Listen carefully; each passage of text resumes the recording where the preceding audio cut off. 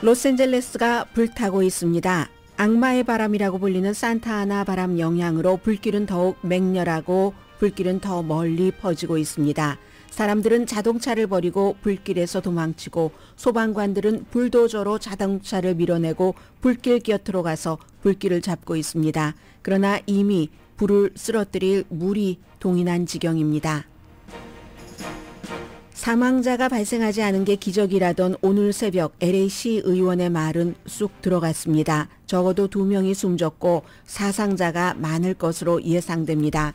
지금부터 어느 순간에라도 로스앤젤레스 산불이 번지는 3군데 지역에 사는 주민들은 대피할 준비를 하라고 LA 경찰이 소리칩니다. 아직 최악도 아닙니다. 한국의 태극기가 반으로 찢어진 시사 만평이 이코노미스트에서 보입니다. 이코노미스트는 계엄에 실패한 한국 대통령이 체포되길 거부함으로써 한국 민주주의에 스스로 도전하고 있다고 보도했습니다.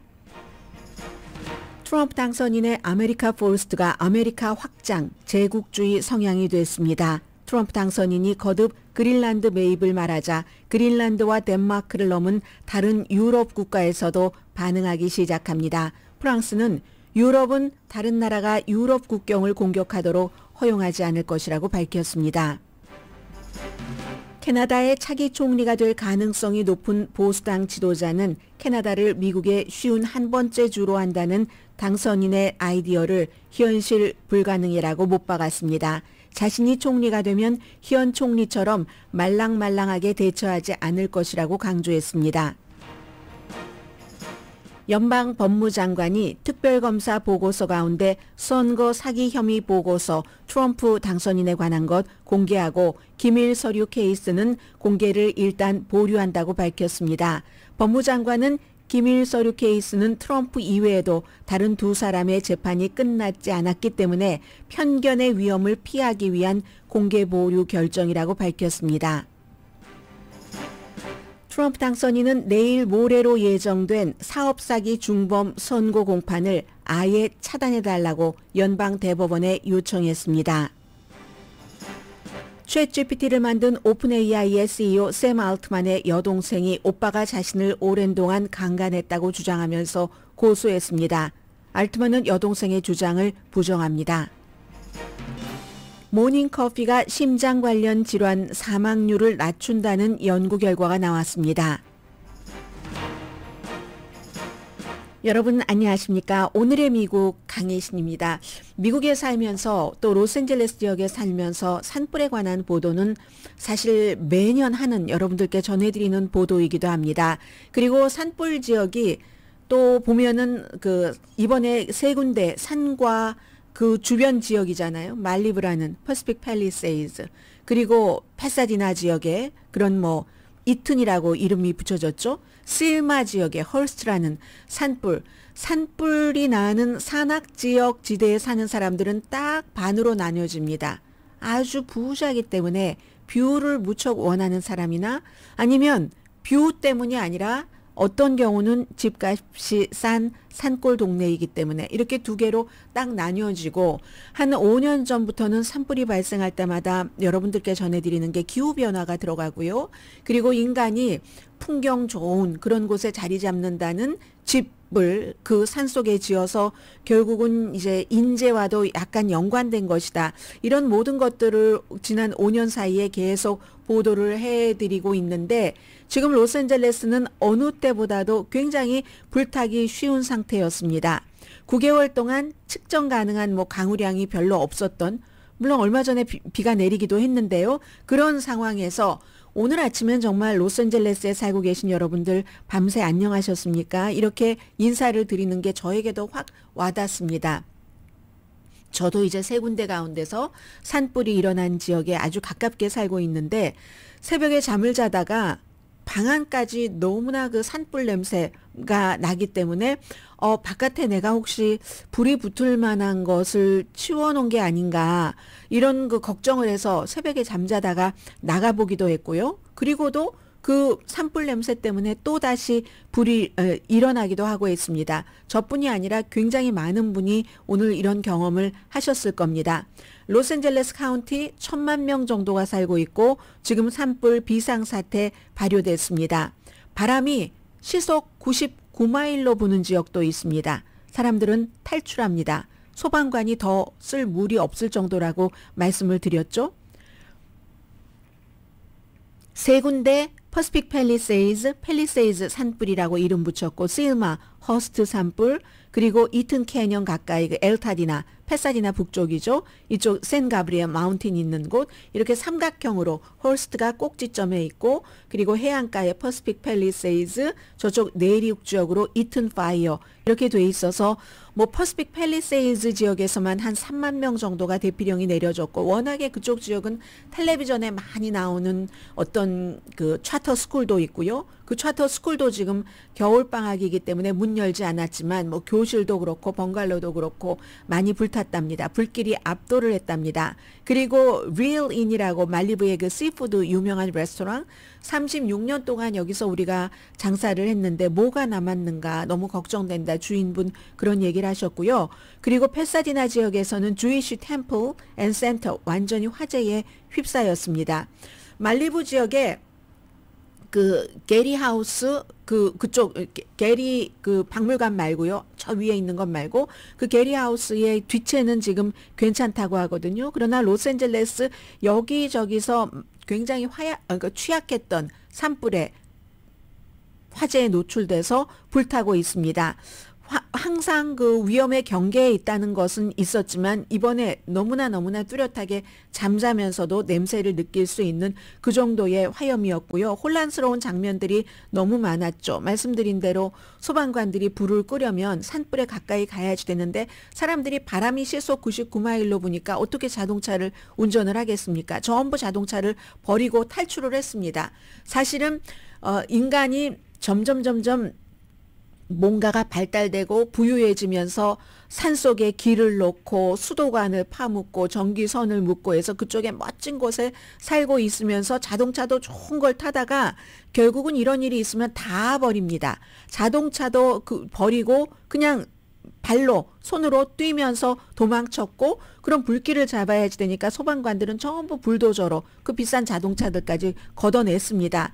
그리고 또 심지어는 무슨 그 의료시설에서 도움을 받고 계시는 분들 있죠. 휠체어 타고 전부 대피했고 말리부 같은 경우 야자수로 그 팜트리로 딱 그 대표가 되는 그런 지역도 완전히 그 팜트리가 뭐 다 불타버렸습니다. 그리고는 또 어떤 사람은 막 뭐 불이 저쪽에서 불씨가 있고 이러는데 말들 거리로 막 이제 끌고 나오는 이런 사람들이요. 아무튼 게리빌라 그쪽 뒤쪽은 괜찮다고 얘기를 합니다. 퍼시픽 팰리세이즈에서만 지금은 아직 뭐 어느 정도나 불이 탔는가 이런 걸 알 수 없지만 3,000에이커 이상 태웠다고 하고 뭐 3만 명 이상이 대피했다고 하고 산타모니카까지 9만 명 이상이 살고 있는 이쪽에도 일부 지역에는 대피 명령 내려졌고요. 그리고 이튼 파이어와 연결되고 하는 또 실마 지역의 그 헐스트 파이어와 연결되는 그쪽 주변도 지금 뭐 글렌데일이라든가 일부는 대피령이 내려진 라캐나다도 마찬가지고 그리고 언제든지 대피령이 내려질 수 있는 한국 분들이 많이 살고 계시는 지역이잖아요. 그렇습니다. 너무나 아주 생생하고 바람이 너무 맹렬하고 그리고 아주 빨갛거나 까맣거나 완전히 연기가 하얀 연기가 까맣게 됐거나 그 사이에서 빨간 불 이 두 가지가 같이 있기 때문에 너무 지금 화면을 보더라도 무섭고요. 아직은 불에 탄 건물의 숫자나 무척 많을 것으로 예상이 됩니다. 다친 사람 그 숫자를 세기에는 이른 상태입니다. 부자들이 많이 사는 곳과 그 외곽지대 여기가 다 자연이 만나는 이런 지역이기 때문에 산타모니카 산이죠. 또 버드고 산맥이죠. 샌 가브리엘 산맥, 버드고는 그 헐스트고요. 해서 완전히 그 광활한 그 산맥이 지금 세 개가 꼭지점으로 이렇게 해서 전부 불타고 있는데 여기에 당연히 기후변화가 들어가죠. 더 극심하고 빈번한 화재가 발생하고 있고 그런 사람들. 그러나 어떤 사람은 싸니까 그쪽으로 가고 유명한 LA의 인사들은 뭐 완벽하게 전망을 찾아서 그쪽으로 가고 지금 카멜라 해리스 부통령이 살고 있는 집 주변 사람들도 대피령을 받았다고 이렇게 얘기를 하고 있습니다. 이런 일들이 많이 일어나도 지금까지는 더 많은 사람들이 여러 이유에서 그쪽 지역으로 이제 많이 이사를 가고 그러면 더 인간의 활동까지 포함해서 이렇게 산불이 일어나고 합니다. 산타아나 바람이 딱 부는 시기잖아요. 악마의 데빌 윈드라고 부르는 산타아나 바람. 아주 더군다나 추운 때 이렇게 부는 뭐 요즘 그다지 춥진 않지만 이 바람이 해안을 향해서 따뜻하고 건조한 공기 뭐 이런 것들을 이렇게 불러오고 또 무슨 뭐 비정상적으로 습했던 2년 뒤에 지금은 그렇게 비가 많이 내리지 않잖아요. 그러니까 더욱 지금 산불이 번지고 있습니다. 불씨를 산타아나 바람이 멀리까지 운반을 해주죠. 또 지금 이렇게 돼 있어서요. 관계자들이 기자회견 하는데 보니까 이것보다 더 나빠질 수 있다. 아직 최악이 아니라고 계속 경고를 하고 있고 결국은 이제 그 더 멀리 북쪽 이런 쪽으로 가면 산타바바라부터 멕시코 국경까지 광활한 지역이 여전히 그 화재 경보 그 안에 들어가 있습니다. 바람 지금 수그러들지 않고 있고요. 도시 산불이 일어나지 않는 지역에도 완전히 뭐 거리에도 막 바람이 울부짖는 것처럼 나무와 전선 쓰러뜨리고 있습니다. 저도 오늘 아침에 출근할 때 보니까 보통 이런 때는 나무가 쓰러져 있거든요. 큰 나무도. 근데 다른 때보다 더 많이 쓰러져 있고 그리고 나뭇잎들도 다른 때보다 훨씬 많았던 것 이런 거 보였습니다. 게빈 뉴섬 주지사 비상사태 선포했고 연방재난기금 요청했습니다. 빨리 요청했겠죠. 새로운 행정부가 들어오기 전에 이제 바이든 행정부에서 더 받기 위해서 왜냐하면 게빈 뉴섬 주지사가 바이든 대통령이 이제 대통령 재선에 나갈 때 누구보다도 가장 많이 그 지원을 했었고 반대로 트럼프 대통령 당선인과는 너무 서로 사이가 안 좋기 때문에 그리고 실제로 이런 산불 같은 것이 일어났을 때 트럼프 대통령이 대통령이었었을 때 캘리포니아주는 거기는 민주당이잖아 하면서 기금을 주지 않으려고 해서 참모들이 막 지도 보여주고 여기는요 똑같은 캘리포니아라도요 오렌지 카운티 이 트럼프 대통령을 찍은 곳입니다 해서 돈을 줬다고 하잖아요. 그래서 빨리 이제 기금 신청을 한 것 같고요. 로스앤젤레스 시민들에게 얼마나 우리가 살고 있는 곳이 자연에 대해서 이런 자연의 거대한 악마와 같은 바람과 그 불길에 의해서 약하게 무너질 수 있는가 하는 것을 다시 그 상기시킨 거고요. 자, 이런 일들, 그리고 지금 굉장히 그 냄새를 맡기가 저희 사무실 안에도 보니까 이 산불 냄새가 오고 있던데 이런 것들, 굉장히 취약한 곳이구나 하는 것을 알 수가 있습니다. 바람이 우리의 그 위험한 곳, 경계까지 이렇게 쉽게 올 수 있구나 하는 것을 볼 수 있고요. 오늘 당연히 이제 그 학교 개학하고 하는 곳은 휴교하는 곳 너무 많고 다른 때와는 달리 그 리포터들도 완전히 그 중무장하는 것처럼 그렇게 하고 마스크도 아주 제대로 된 마스크를 쓰고 현장에서 리포트를 하고 있고 바람은 계속 불고 있고 불길은 더 번진다고 하고 정말 지금 로스앤젤레스 위험한 그런 상태입니다.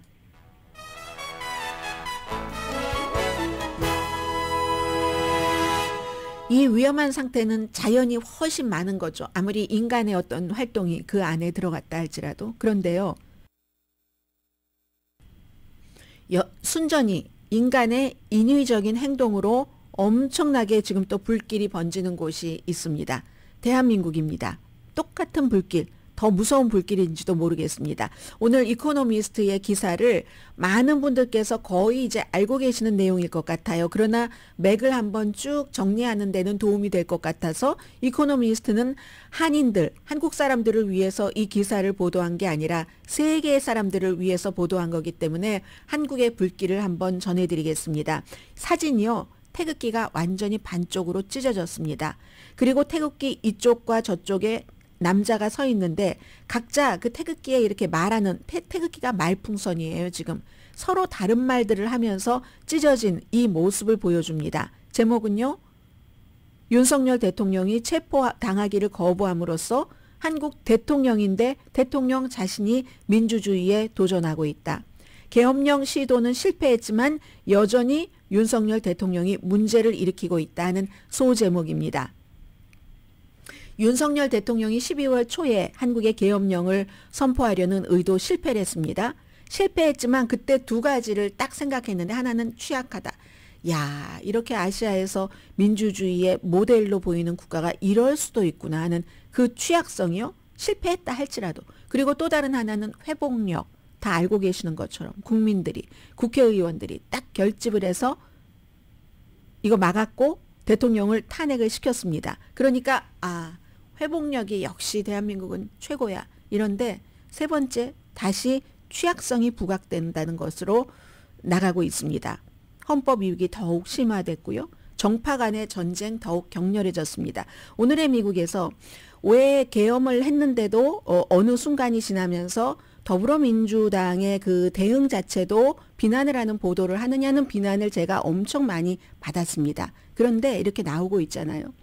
결국 이제 윤석열 대통령을 반란 혐의로 체포하려는 그 경찰 공수처 그리고 그를 보호하기로 한 경호실 간의 정말 유감스러운 대치 상황이죠. 똑같은 국가기관인데 이게 표면적으로는 이코노미스트 표현입니다. 같은 국가지만 같은 국가가 같은 국가가 아니다. 이 태극기가 찢어져서 말풍선이 다른 거. 이건 국민과 국민 사이도 되고 공수처와 이 그 경호팀 사이에서도 되는 거죠. 바리케이트로 지금 막고 철조망 치고 난리가 났습니다. 그리고 그 자체가 그 불법이라고 윤석열 대통령 측에서는 주장을 하고 그리고 그렇게 주장할 만한 빌미를 줬습니다. 지금 무슨 내란 혐의를 그 탄핵 거기서 또 뺐다던가 공수처가 이걸 하는 게 맞는가 하는 그런 문제예요. 맨 뒤에 제가 미국의 이 법 트럼프 대통령과 관련된 그런 것을 말씀을 드릴 텐데 억울할지라도 그 시스템 자체의 그 매뉴얼 자체를 그대로 따라가는 게 이 예민한 시기에 너무 중요한데 그걸 지금 못하고 있다는 겁니다. 야당이 이걸 다 주도해 가고 있는 야당이 그런 얘기를 해서요. 그리고 이제 다시 체포영장은 연장 승인은 됐습니다. 그래서 두 번째로 체포할 시도를 지금 준비하고 있는데 이건 지금 몇천 명이 간다고 하고 또 그 안에서도 어떻게 대응을 할지 모르기 때문에 만약에 여기서 충돌이 나면은 대한민국은 완전 태극기가 지금 찢어진 상태인데요. 갈기갈기 찢어진 모습으로 나올지도 모르겠습니다. 다 알고 있는 얘기예요. 한국 사람들은 윤석열 대통령이 법의 수호자로 이름을 날렸고 또 이 같은 사건이 일어난 뒤에 법적 정치적인 책임을 피하지 않겠다고 약속했지만 지금 반대의 일을 하고 있고 그 과정에서 본인도 수치스럽고 대한민국이라는 국가에도 큰 수치스러움을 안겼다. 이게 중요하네요. 대통령 관저는 외국 대사관이 아니다. 따라서 그 자체로 대통령 관저 자체가 주권을 가진 어떤 면책특권을 가진 섬이 아니라고 얘기를 합니다. 대통령 관저는 그 관저가 자리 잡고 있는 그 땅의 그 국가의 법률 적용을 받는다. 그리고 윤석열 대통령은 분명 그 원칙을 잘 알고 있을 것이다. 그러나 이 공수처 체포영장에도 뭐 좀 애매한 부분이 있고 이랬잖아요. 또 공수처가 하는 게 맞는가? 공수처가 그럴 자격이 있는가? 이런 여러 가지 여지를 아무튼 줬다는 얘기인데 한국의 또 임시 지도자들이 더 많은 권한을 가졌다면 대치 상황을 해결하기가 더 쉬웠을 것이다. 이건 한덕수, 최상목 대통령 권한 대행들을 얘기를 합니다. 다 아시잖아요. 한덕수 권한 대행이 탄핵에 대해서 그 탄핵 그 헌법재판관 3명 임명 안 했다 해서 또 탄핵을 했죠. 야당 더불어민주당이 그것을 이코노미스트는 이렇게 표현합니다. 민주당이 임시 대통령을 서둘러서 축출함으로써 한국의 안정을 회복하는 데 거의 도움이 되지 않았다. 사실은 윤석열 대통령을 탄핵할 때도 전혀 토론이라든가 절차를 거치지 않았습니다. 그러나 그 당시는 너무나 위험하기 때문에 국민들도 그렇고 거기까지는 용인이 됐는데 과연 이 한덕수 총리도 다 알았던 일로 탄핵을 한 거잖아요. 사실은 대통령 대행이 되기 전에 그걸 알면서도 대통령 대행을 시켜놓고는 너무 서둘러서 탄핵했기 때문에 한국이 안정을 회복하는 데 도움이 되지 않았다. 그럼 그 뒤에 최상목 경제부총리 재정부 장관, 부총리 대행, 대통령 대행. 한국에서 일어난 최초의 항공 참사는 아주 능숙하게 잘 대응을 했는데 지금 또 최상목 그 대행은 정치적인 것에서는 나는 개입하지 않겠다. 불개입 원칙을 고수하고 있잖아요. 어쩌면 통제력을 행사할 만한 정치적인 그가 갖고 있는 힘이 부족하다고 걱정하고 있는 것인지도 모른다. 이코노미스트의 표현입니다. 그리고 이렇게 법치주의도 막 약화됐고요. 윤석열 대통령 측에서는 그 자체가 지금 트럼프 대통령 때와 비교를 안 할 수가 없는데 나에게 이렇게 무슨 뭐 영장을 내고 뭐 법원의 판단이나 뭐나 이런 게 지금 다 오히려 불법이라는 얘기를 하잖아요. 조금만 더 나가면 상대가 지금 내란을 일으켰다고 주장을 하는 이런 정도이기 때문에 법치주의에 대한 이 제도에 대한 신뢰 같은 거 지금 다 떨어졌고 스스로 가장 그것을 믿어야지 되는 사람들에 의해서 지휘계통도 엄청 약해졌습니다. 이게 정말 위험한 시기에 찾아왔다는 거죠. 1월 6일에 나가는 미국의 국무장관이긴 하지만 앤서니 블링켄 국무장관이 서울을 방문했고 그때를 딱 겨냥해서 뉴스가 하도 많아서 전해드리지도 못했어요. 북한이 중거리 탄도미사일 시험 발사를 했습니다. 그건 뭐 당연히 제일 중요한 목적은 트럼프 대통령 취임하기 전에 뭔가 좀 테스트하는 메시지였지만 그렇지만 한국의 안에서 일어나는 이런 격동의 이런 일들이 한국에서 그 문제를 다 처리할 때까지 외부에서는 기다려주지 않을 것이라는 점을 상기시킨 거다. 북한이 어떤 행동을 할지 모른다는 그런 암시를 하고 있습니다. 그리고 해결책은 여전히 하루가 여삼춘데 몇 개월 앞으로 미뤄져 있다. 대통령에 대한 탄핵 이제 뭐 형사고발과는 별개죠. 별개로 막 시작돼서 1월 14일에 본격적인 심리가 열릴 예정이고요. 물론 한국 사람들의 3분의 2 정도가 윤석열 대통령 탄핵돼야지 된다고 믿지만 그 문제에 대한 태도조차 당파적입니다. 미국과 똑같습니다. KBS 국영방송이기 때문에 KBS를 인용한 것 같아요. 여론조사에 따르면 민주당 지지자는 96%가 윤석열 대통령 탄핵돼야 된다고 믿습니다. 그런데 윤석열 대통령을 지지하는 그 지지자들은 84%는 이 사건 자체가 기각돼야지 된다고 믿는답니다. 똑같죠? 트럼프 시대의 미국과 윤석열 대통령 지지 기반은 또 대통령이 가장 아주 저질적인 본능을 부추겼다고 얘기를 했습니다. 베이직 인스턴트한테 그 본능할 때 베이시스트라고 붙여서 그 아주 저질적인 본능을 부추긴 게 이게 이제 그 관저 앞에서 대리인이 이건 뭐 전쟁이다. 굉장히 실존적인 용어잖아요. 격앙된 어조로. 그리고 여러분은 그 지지자들은 대한민국을 정상으로 다시 돌려놓기 위한 이 전쟁의 전사입니다. 이렇게 얘기를 했잖아요.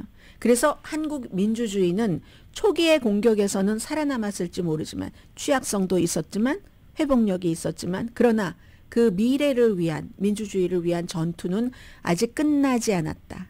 이게 이코노미스트의 표현입니다. 라디오 서울 방송 오늘의 미국 듣고 계십니다. 네, 트럼프 당선인이 이제 그 아메리카 퍼스트 여기에 대해서 어제 이제 분명하게 얘기한 것을 제가 방송할 때 기자회견을 했고요. 나중에 다시 보니까 그린란드와 파나마 운하에는 어쩌면 뭐 그것을 얻기 위해서 군사력을 사용을 한다 안 한다 얘기하진 않았지만 안 한다고도 하지 않았습니다. 그리고 캐나다에 대해서는 군사력이 아니라 경제적인 압박으로 뭐 미국의 뭐 쉬운 한계주로 편입을 시킨다나요? 이렇게 얘기를 했고 어제 이제 또 새로 나온 것 가운데 하나가 멕시코만의 이름을 아메리카만으로 바꿀 것이다. 이렇게 선언을 해버렸습니다. 대서양 일부죠. 멕시코가 있고 멕시코만에는 그 주변 국가가 미국과 멕시코와 그리고 이제 쿠바. 그런데 지금까지 이제 멕시코만으로 불렸죠. 대서양 안에 들어있는 그곳을. 그래서 어저께 트럼프 대통령 당선인이 그 말을 하니까 얼마나 그 지지자들이 좋아하는지 정말 지지합니다. 특히 법무장관으로 지명됐다가 스스로 사퇴할 수밖에 없었던 매트 게이츠. 지금은 이제 방송인이죠. 원 아메리카 네트워크에서 프로그램을 맡고 있습니다. 그리고 트럼프 대통령 당선인의 강력한 지지자인 마조리 테일러 그린 의원도 연방 하원 의원도 야 이거 내가 아주 빠른 시일 안에 이 정부의 지도에서 이 변경을 멕시코만을 그 아메리카만으로 하는 것을 그 법안을 내가 발의를 하겠다 이렇게 딱 차고 나왔습니다. 근데 세계 다른 나라는 여기에 대해서 별로 좋아하지 않습니다. 어제 이제 그 기자들이 뭐라고 질문을 했냐면요. 질문 자체를 말씀드리면 그린란드나 파나마 운하를 미국이 갖기 위해서 군사력이나 경제력 사용한다는 것은 그런 압박을 넣는 것은 안 할 겁니까? 이렇게 물어봤어요. 안 할 겁니까? 배제할 수 있느냐라고 물어보니까 아니요. 그 두 가지에 대해서 확신할 수 없습니다. 그러면 경제적인 압박도 배제하지 않고 군사적인 압박도 배제하지 않는다라는 거잖아요. 뭐 그 두 가지에 대해서 확신할 수 없지만 분명하게 말할 수 있는 건 우리의 경제 안보를 위해서 뭐 그린란드라든가 아니면 또 그 파나마 운하가 필요합니다. 이렇게 얘기를 했습니다. 오랫동안 트럼프 대통령 당선인이 뭐 협상이라든가 아니면 뭔가 이제 자신이 그 좋은 위치에 있기 위해서 과장되게 말하는 것을 해왔습니다. 군사력 사용한다 만다 이런 얘기까지 포함해서. 근데 이번에도 그러니까 마찬가지일 수 있다. 그냥 말로 그러는 거야. 그렇게 하고 뭐 어느 만큼 받아내겠다고 하다가 조금 적게 받아내려고 그렇게 처음에 세게 가는 거야. 이렇게 얘기를 할 가능성이 높다고 봅니다. 그리고 그린란드 같은 경우는 특히 나토 회원국인 덴마크령이기 때문에 뭐 자치령이지만 덴마크에서 중요한 것은 갖고 있으니까 그렇게 될 때 군사력인 그 군사력으로 뭘 쓰는 것을 배제하지 않는다고요. 그럼 나토가 어떻게 되겠어요? 그러니까 불가능하다고 사람들은 봅니다. 이 얘기는. 그럼 나토는 한 국가가 딱 그 공격받으면 우리가 공격받은 것과 똑같이 나토 가입국인 미국을 나토 가입국인 다른 국들이 이거 같이 전쟁을 치러야지 되는 겁니까? 이런 일이 오지 않겠죠. 누가 그 설득을 하던 양보를 하던. 그래도 어쨌든 지금 미국의 세계 최고의 대통령이 이제 며칠 안 있으면 대통령입니다. 이런 얘기를 하니까 그럼 캐나다를 쉬운 한 번째 주로 병합하는 거 이것도 실현 가능성이 엄청 낮죠. 그냥 사람들은 관세 위협하려고 한다. 뭐 이런 뭐 트럼프가 다시 들어가서 멕시코, 캐나다, 미국과의 이런 뭐 USMCA 이거 본인이 해놓은 건데 그것도 다시 협상하려는 의도로 이렇게 하고 있다. 이렇게 얘기를 하지만 중요한 것 가운데 하나는 미국의 트럼프 대통령의 지지자들은 이 같은 과잉 반응을 즐기는 듯 보인다. 강하고 좋잖아. 제가 제 주변에서도 그런 얘기 듣거든요. 미국 대통령이 강한 거 사람들이 좋아하지 않겠어? 좋아해. 그 본인 생각이나 그렇죠. 요즘 같은 때에 요즘 같은 이런 국가에서 힘이 있다고 그 무력을 사용해서 남의 것을 뺏고 하는 걸 좋아하는 거는 그것을 거기에 동조하면 안 되는 거죠. 그렇죠?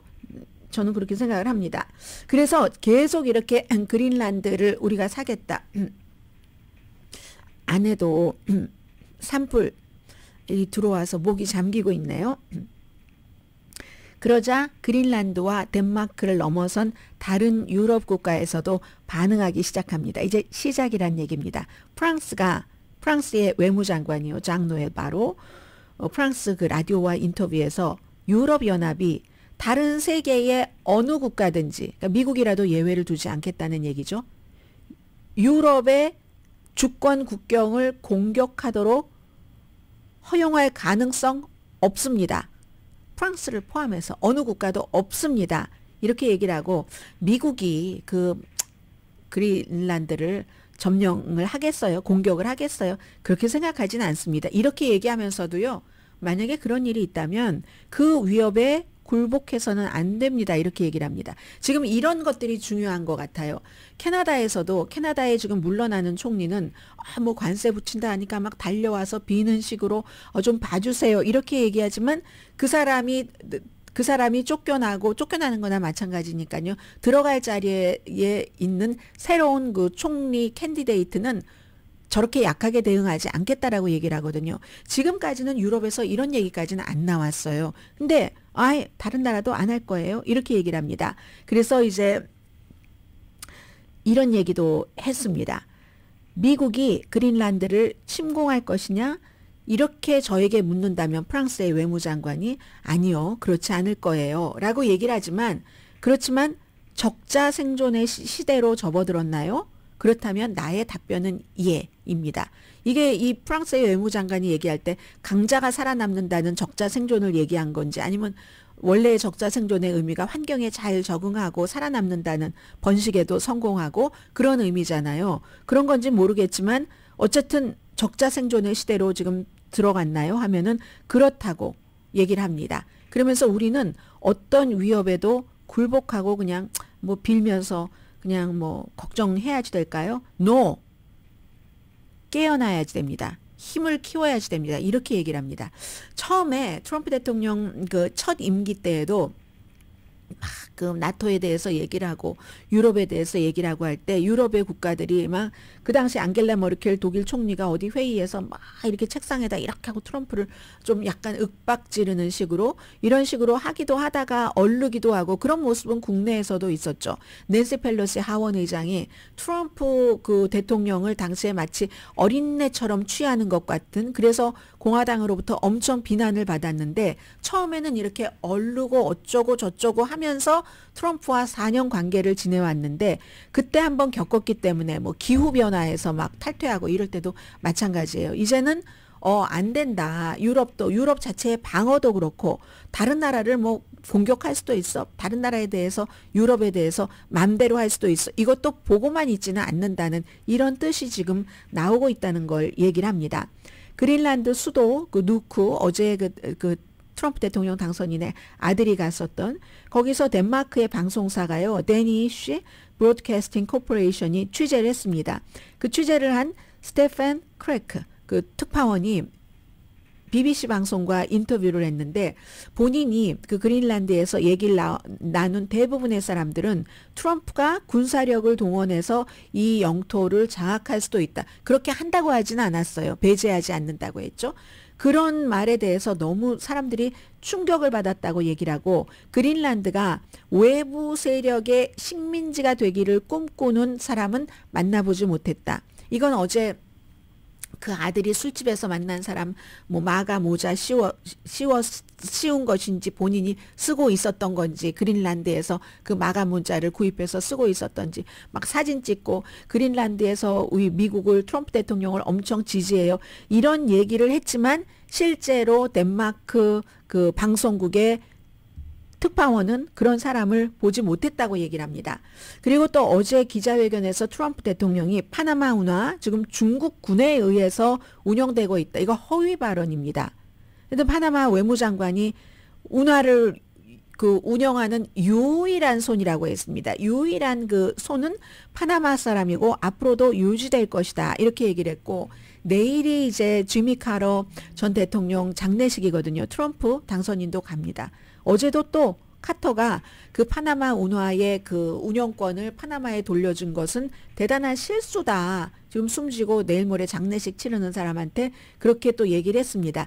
그 당시에 지미 카터 전 대통령은 물론 미국이 돈 주고 미국에 또 이득이 있으니까 미국이 거길 통해서 엄청난 그 물류 비용을 절약할 수 있고 하니까 그래서 지어서 만들어 놓고 공동으로 운영을 하다가 하도 남미에서 제국주의라고 하고 또 파나마 국민들도 시위를 하고 하니까 제국주의 소리를 듣기 싫어서 결국은 이제 그 파나마에게 그 운영권을 중립으로 유지한다면 하고 준 겁니다.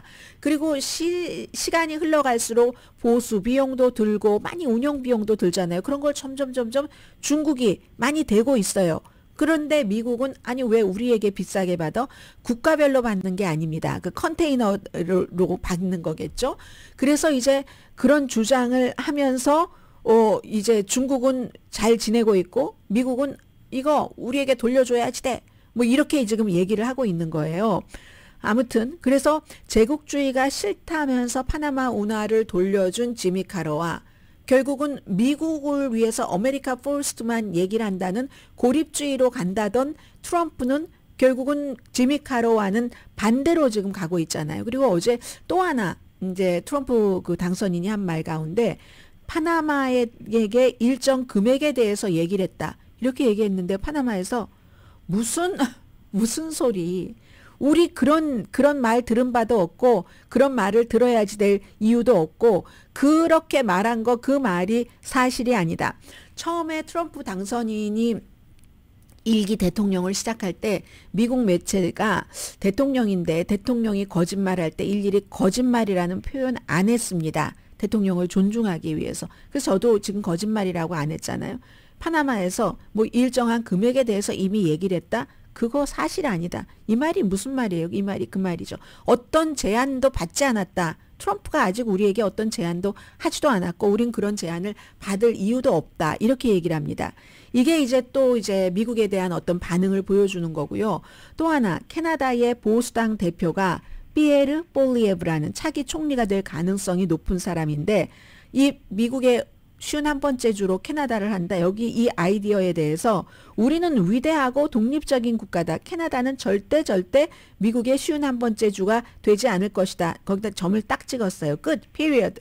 그리고 미국은 우리의 좋은 친구고 알카이다 911 공격에 대해서 미국이 일하는 것을 돕기 위해서 수십억 달러 캐나다가 지원했고 뭐 그랬다. 그리고 미국 시장에 어떤 그 시장 원래 시장 가격보다 싼 값으로 이웃이니까 물건을 공급한다. 그리고 얼마나 좋은 그 품질의 믿을 수 있는 에너지를 우리가 미국에 공급하고 있다. 그리고 수천억 달러의 미국 상품도 사들이고 있다. 이렇게 얘기를 했습니다. 근데 이제 여기에 뭐 경제적인 힘을 사용할 의도는 있다고 얘기를 했으니까는요. 그리고 내가 총리가 되면 우리는 이웃나라 미국이잖아요. 군대를 재건하고 국경 통제권도 되찾고 캐나다와 미국을 모두 안전하게 할 것이다. 지금 이 정도 반응 나왔고요. 물러나는 캐나다 총리 저스틴 튜리도의 말이 이게 아주 뭐 저는 들어오던데요. 귀에. 캐나다가 미국의 일부가 될 가능성은 지옥에 눈덩이가 있을 가능성만큼도 없다.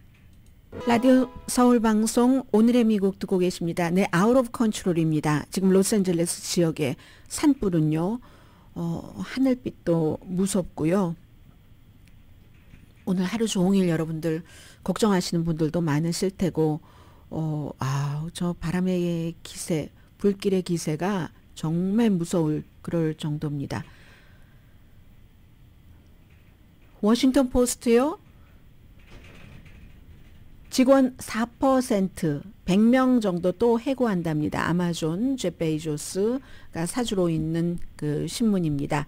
지금 손실이 계속 이어지고 있기 때문에 그렇다 하는 거고 워싱턴 포스트가 지난 그 선거에서 그 카멜라 해리스 그 사설에서 공식 지지하지 않고 그 뒤에 사실은 저는 지난주에 제가 제일 그 좋아하는 그런 그 시사 만평가가 엔텔레스라는 그 시사만평가가 워싱턴 포스트에서 그만뒀거든요. 왜냐하면 그 시사만평을 그렸는데 그 시사만평이 그 트럼프 아래 발 아래 다 무릎 꿇고 돈 갖다 바치고 그냥 이렇게 하는 그 제프 베이조스와 LA 타임스의 패트릭 순시용 그리고 또 누구였죠? 마크 저커버그 또 ABC 방송 미키마우스 이렇게 하는 것을 그려서 그걸 이제 그 편집팀이 어피니언 편집자들이 그거 못 내보낸다고 했답니다. 했더니 이제 엔텔레스 씨가 얘기하기는 이분 뭐 퓰리처상을 포함해서 가장 중요한 시사만평가가 받을 수 있는 상을 많이 받은 사람입니다. 뭐 의견의 차이가 있을 수 있거나 아니면 그 시사만평이 보여주는 것이 불분명하다던가 할 때는 서로 다시 의논을 해서 다시 그리기도 하는데 이건 내가 지금 말하려고 하는 그 아이디어 자체를 막는 것이기 때문에 이건 나의 시사만평가로서의 의무를 하지 말라는 것이고 그래서 결국은 그 사임한다고 얘기를 했거든요. 다른 곳에 가서 그리겠죠. 훌륭한 시사만평가니까. 그럴 정도. 그리고 그 전에 이제 그 카멜라 해리스 그 뭐 사설 이런 문제 이런 것 때문에 구독자들 엄청 떨어졌고 그 전에도 신문이 수익이 조금 줄어들고 있었고 그래서 결국은 줄어드는 수익 때문에 인원을 줄일 수밖에 없다. 이렇게 얘기를 합니다. 뭐 지난해에도 직원 수 10% 정도 줄인다고 얘기를 했었잖아요. 제가 이제 워싱턴 포스트를 이렇게 보면서 모든 것은 전성기가 있다.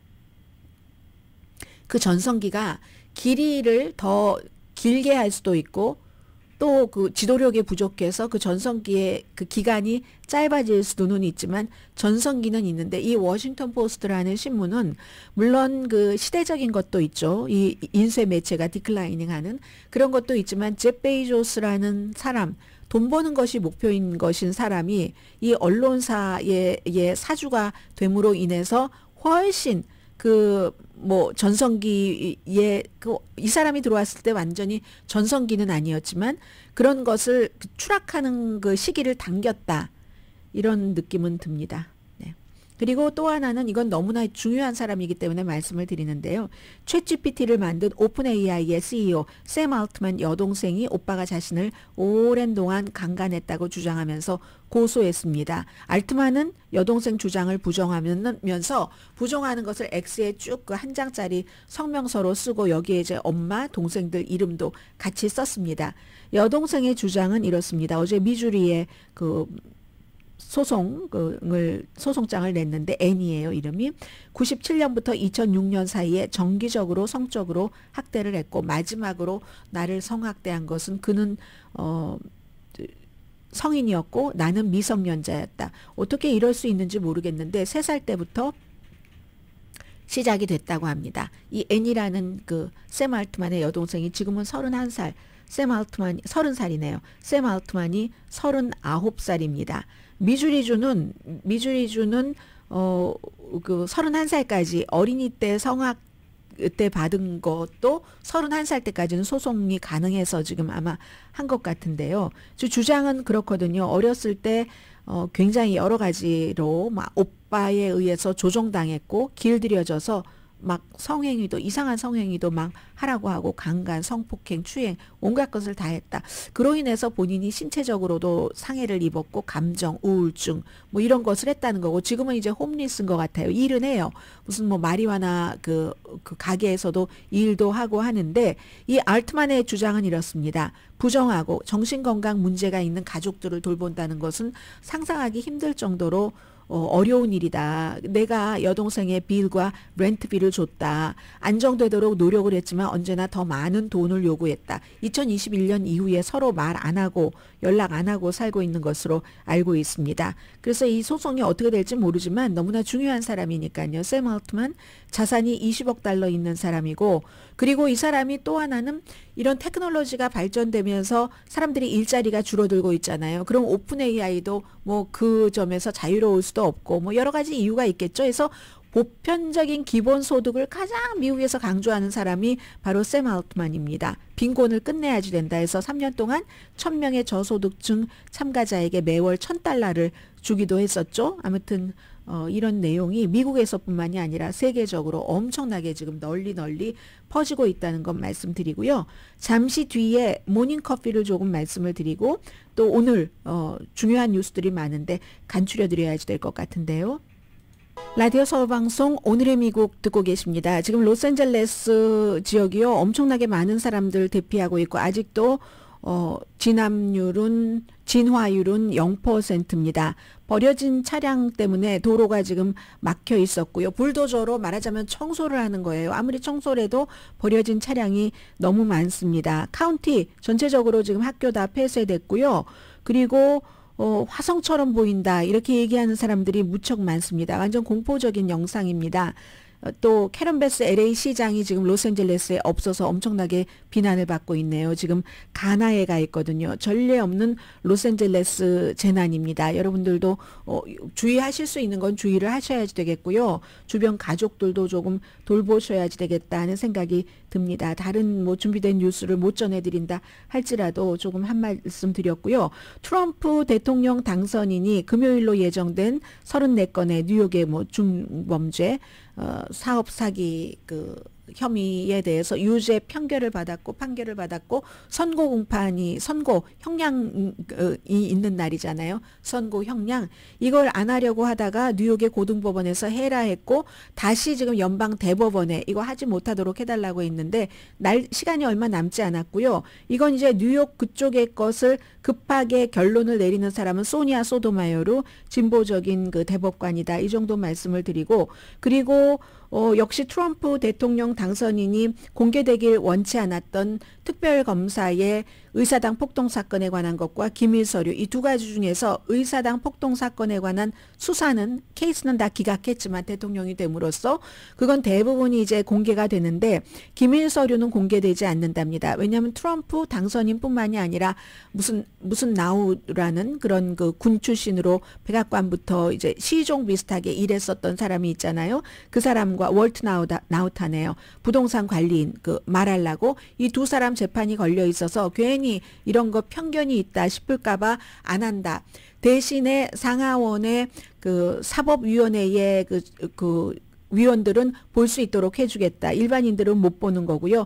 볼 일 없을 겁니다. 재판이 끝날 수가 없을 겁니다. 트럼프 대통령 당선인이 이제 대통령에 취임하고 나면은 이 사람들을 뭐 사면을 할 것이기 때문에 이런 거. 근데 그럼에도 불구하고 지금 현재의 연방 그 법무장관도 그냥 법을 따르는 거예요. 그리고 오해받지 않게 이거는 뭐 공개를 트럼프 당선자가 원하지 않는 거잖아요. 이거는 편견이 있을 수도 있다고 오해받을 수 있으니까 안 한다. 지금 미국 이렇게 되고 있고요. 오늘의 미국은 전문가가 추천하는 이민법, 가정법 전문 제인정 종합법률사무소, 총 20억 달러 승소, 교통사고와 상해 전문 브라이언 타필라와 CG 변호사 그룹, 집용자 홈에퀴리 라인 오브 크레딧, 급한 하드머니도 정말 쉽게 잘하는 용자나라, 세계 최초 AD와 인공지능 마사지 체어 디오스를 사이프러스 카우나 본사에서 체험하세요. 카우나 마사지 체어 공동 후원이었습니다. 10시에 브라보 마이 라이프 방송됩니다. 10초 남았어요. 커피를 시간대가 중요하답니다. 모닝 커피를 마시는 사람이 하루 종일 마시는 사람이나 안 마시는 사람보다 심장 질환으로 사망할 확률은 30몇 %, 전체적으로 사망할 확률은 16% 적다. 이게 10년 동안 영국의 무슨 대학교 전문가들이 한 조사 결과라고 하거든요. 여기까지입니다. 강희신이었습니다.